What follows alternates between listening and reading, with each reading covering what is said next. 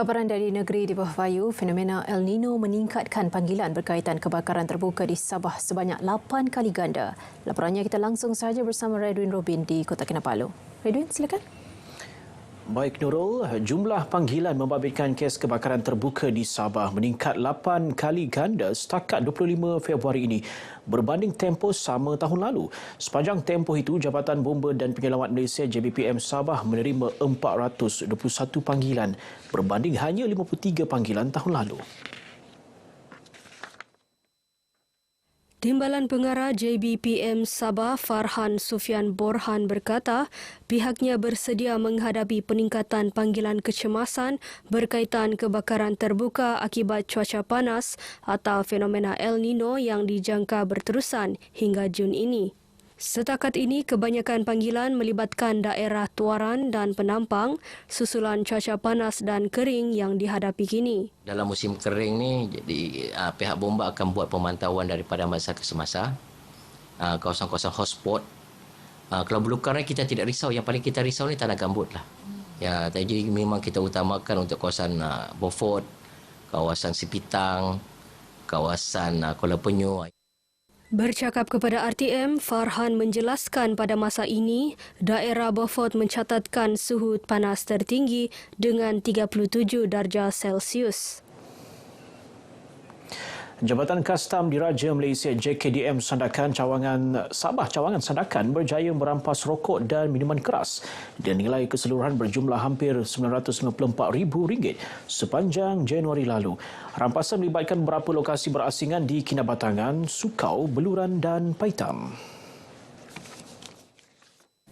Penolong Ketua Pengarah Kastam Zon Sabah Datuk Muhammad Nasir Duraman dalam satu kenyataan memaklumkan rampasan terdiri lebih sejuta batang rokok bernilai kira-kira RM132,000 dengan cukai hampir RM786,000. 1,640 liter minuman keras bernilai hampir RM10,000 turut dirampas dengan jumlah cukai hampir RM25,800. Menurut Datuk Muhammad Nasir, kes rampasan terbesar dicatat 5 Januari lalu hasil risikan dan serbuan sepasukan anggota Kastam Cawangan Penguatkuasaan JKDM Sandakan ke atas sebuah rumah tumpangan tidak berpenghuni di tingkat 2 Jalan Old Slipway di Bandar Sandakan. Pemeriksaan rapi di rumah tumpangan itu menemukan sejumlah rokok pelbagai jenama disyaki tidak berkastam. Kes disiasat di bawah Seksyen 135-1-D Akta Kastam 1967. Setakat 16 Februari lalu, JKDM Sandakan turut merekodkan rampasan 60 kg serbuk ketum dianggar bernilai RM600 dan 41 gram pil ekstasi bernilai RM2,050 menggunakan perkhidmatan kurier untuk penghantaran. Usaha mempertahankan keamanan, keharmonian dan ketenteraman kehidupan bermasyarakat terus menjadi keutamaan kerajaan negeri. Justru kesediaan rakyat berbilang kaum dan agama meraihkan kepelbagaian budaya dan perayaan mendapat pujian Ketua Menteri Datuk Seri Panglima Haji Jindor. Menerusi paparan klip video yang dikongsikan sempena perasmian Pesta Angpau 2024 anjuran bersama 10 Persatuan Cina Daerah Tuaran, Datuk Haji J mengajak rakyat Sabah agar terus memelihara semangat perpaduan yang dinikmati kini. Beliau berharap kehadiran Tahun Naga dalam kalender zodiak Cina akan membawa lebih banyak kemajuan ekonomi dan kemakmuran kepada negeri khususnya dalam industri pelancongan, pelaburan dan pembangunan modal insan. Lebih 3,000 pengunjung memeriahkan sambutan ini yang diserikan dengan persembahan pentas dan penyerahan angpau kepada kanak-kanak. Pertumbuhan kanak-kanak seharusnya dikembangkan melalui pelbagai potensi, tidak terhad kepada pencapaian akademik semata-mata.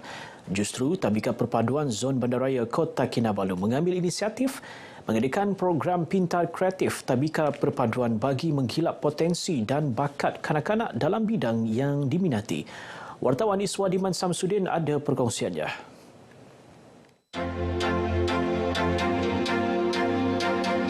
bertujuan mencungkil bakat dan potensi kanak-kanak. Program bersempena Majlis Convocation Tabika Perpaduan Bandaraya Kota Kinabalu ini berlangsung di Dewan Saadah Wisma Muiz Kota Kinabalu. Melahirkan generasi yang dinamik, aktif dan berinovasi dengan menggalakkan perkembangan kanak-kanak secara holistik dalam pelbagai aspek menjadi fokus utama program ini. Melalui program ini, bakat kanak-kanak cilik ini digilap menerusi persembahan tarian, bercerita dan mendaklamasi puisi.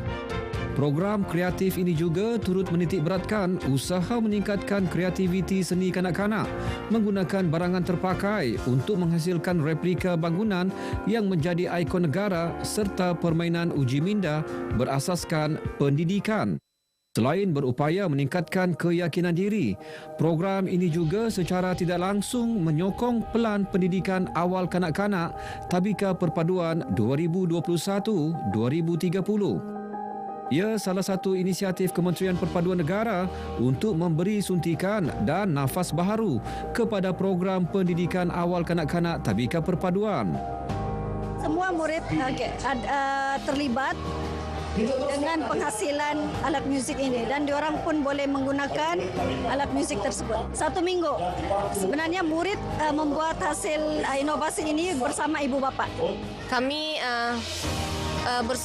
bersungguh-sungguhlah menghasilkan dari kami cari kotak dari kadang-kadang kami pergi kedai kami tanya ambil bahan yang terbuang dari botol-botol kotak ni pun lebih banyak lah kami guna kotakan dari kedai kami ambil. Pelibatan pelajar setelah inovasi ini siap, kami telah cuba mengaplikasikan kepada kanak-kanak seperti yang ada dalam gambar ini.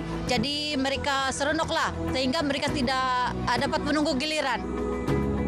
Program kreatif ini diyakini mampu mencungkil bakat serta potensi guru dan murid dalam pelbagai aspek, sekaligus melonjakkan prestasi murid ke tahap terbaik. Tidak dinafikan pencapaian dan kecemerlangan akademik sangat penting, namun membekalkan mereka dengan pembinaan sahsia peribadi serta memberikan peluang menggila potensi dan bakat terutama dalam bidang yang digemari amat digalakkan. Iswadiman Syamsuddin, Berita RTM.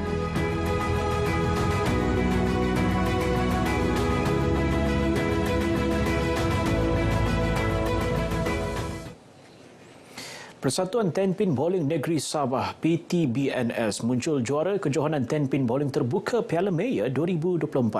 Kejohanan kali kedua anjuran Dewan Bandaraya Kota Kinabalu DBKK itu berlangsung di KK Galaxy Bowl. Selaku juara, pasukan PTBNS membawa pulang hadiah wang tunai RM3,000 beserta piala pusingan. Naib juara pula dimenangi pasukan DBKK manakala pasukan mewakili Persatuan Bola Sepak Sabah SAFA di tempat ketiga. Naib juara dan tempat ketiga masing-masing menerima wang tunai RM1,500 dan RM1,000. Hadiah kepada pemenang disampaikan Timbalan Ketua Pengarah Sektor Operasi DBKK Robert Lipon mewakili Mayor DBKK Dato' Seri Dr. Sabin Samitah. Terdahulu dalam teks ucapannya yang dibacakan oleh Robert, Dato' Seri Dr. Sabin berkata, kejohanan ini antara lain bertujuan mengekalkan hubungan baik DBKK dengan pelbagai pihak sekaligus melahirkan modal insan berkualiti. Sebanyak 31 pasukan berentap dalam kejohanan bersempena sambutan Hari Bandaraya ke-24 ini. Baik, setakat ini perkongsian dari Negeri Bawah Bayu. Terus ikuti lebih banyak perkembangan semasa dalam negara bersama dengan Nurul Zamri. Dari sungai hingga segara, Palestin pasti merdeka. Kembali bersama Nurul. Redun Robin, terima kasih atas perincian itu.